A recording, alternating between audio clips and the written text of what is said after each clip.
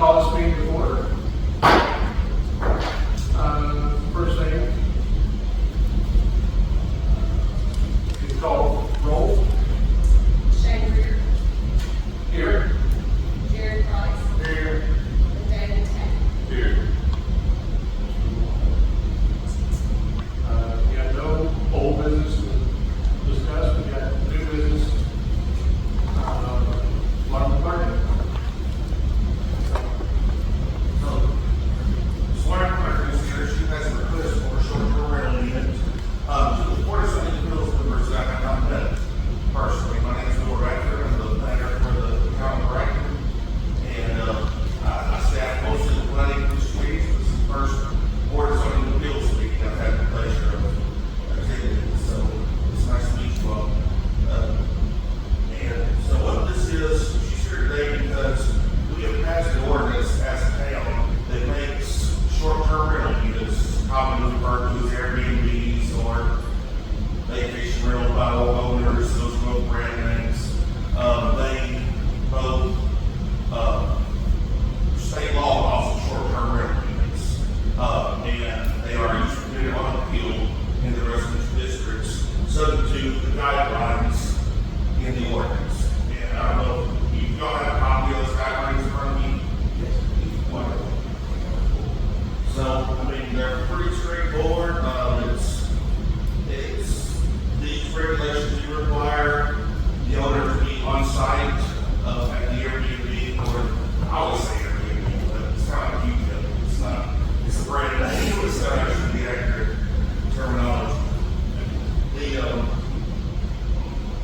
And when we put these period of the bill, we do this officially, that means it is allowed by the zoning ordinance, like a home occupation or a church in a residential district.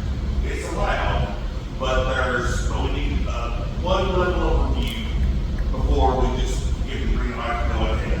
Make sure that the applicant in this case understands the rules, or like for example, in a church in a residential district, sure churches will be allowed in a residential district, but you may not be able to, you might have to see a parking plan. You may not be able to have the same signage you would on Highway 51 if it was in a residential district. And so that's what, and the whole purpose of things being used here on the appeal is to allow those uses, but preserve the residential character of the neighborhood.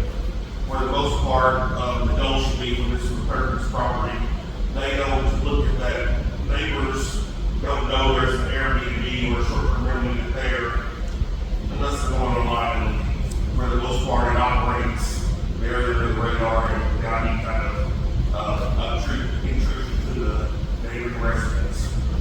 So with that, Mr. Chairman, I'll either give us some clerking, or your discretion, give us some clerking chance to address the board, or I can answer questions from the board if you have any.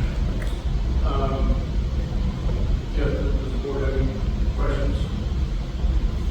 Yeah, did she submit a blast for that area of that proposed site? I don't think we have any drawings, I do believe Martin standards. And I've got it here, I've looked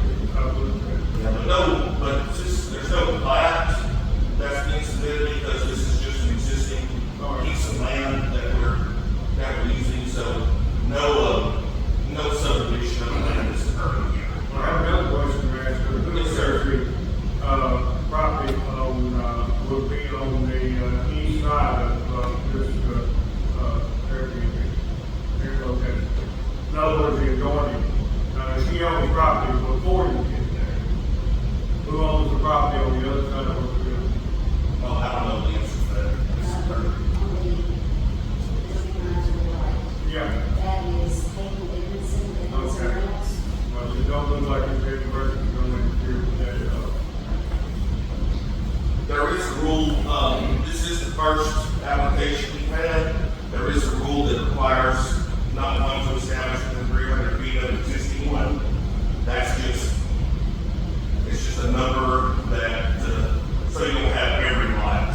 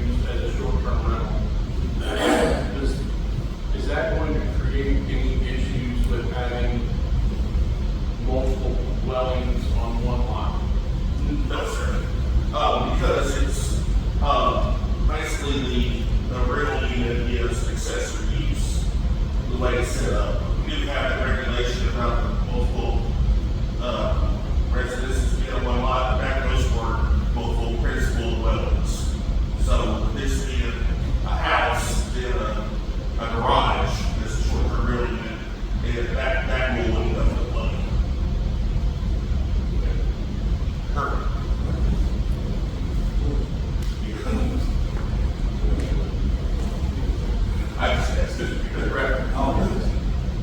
Is it, I say it didn't agree. from my understanding, the lower part of that structure is actually garage. It's just the upper section that she's using for her short-term rental. So we still have the accessory use for her residence. She's just converted that upper story to the short-term rental. As far as we know, we haven't been with the other neighbors around the area. Has there been any concerns from the neighbors or any complaints from the neighbors? Because I don't have a sign over there, and it's just, and I have a parking lot for the people and parking. The regulations are designed in such a way to make it where there shouldn't be any issues with neighbors. We'll go back to that preserving the residential character of the neighborhood. But as we go forward, making the clerk this application, meets every letter to the T, and then the next one we get has, it appears to, and then they get going, and it goes beyond with, okay, there's something here we need to think about these regulations. That's always something the planning commission, the board of mayor, and all can come back with and tighten those regulations, if needed over time. Well, I hope that won't be an issue as the regulations have been adopted.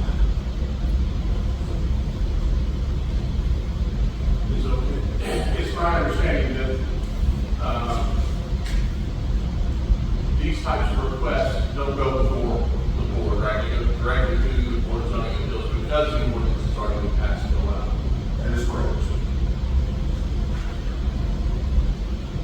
And the only reason for denial from a board of zoning appeals would be for some reason that this sign does not work. For some, they can't meet the criteria. Then Yeah, I saw it that. would need to be denied, but assuming that everything, that it can be on the pre-negotiated